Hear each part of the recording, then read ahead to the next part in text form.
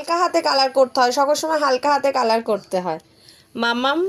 মাম্মামের কালকে আঁকা কম্পিটিশান আছে, তাই মাম্মাম এখন রাত 11:45 বাজে, মাম্মাম আঁকছে। দেখো মাম্মাম এই গণেশটা খুব সুন্দর করে।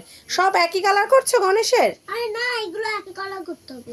ও মামাম কি সুন্দর আঁকে গণেশটা, আমার খুব ভালো লাগে। মামা কে এঁকেছে গণেশটা? হ্যাঁ, আর এখানে আর কি এঁকেছো দেখি, আর কি এঁকেছো? এটা কি? আর বেঞ্চ।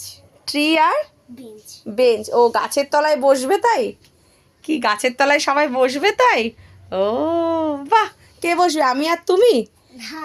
তাহলে লোকে বসবে। ও এটা সান। আচ্ছা, গণেশটা খুব সুন্দর হয়েছে, খুব সুন্দর হয়েছে মামাম গণেশটা। হ্যাঁ মানে বেশি ভালো হয়েছে গণেশটা, গণেশটা দারুণ হয়েছে, আমার খুব ভালো লাগে। হ্যাঁ, আবার লাড্ডু খেতে দিয়েছে গণেশ দাদাকে। আগে মামাম বলতো গণেশ দাদা পেটটি মোটা, আলু খায়।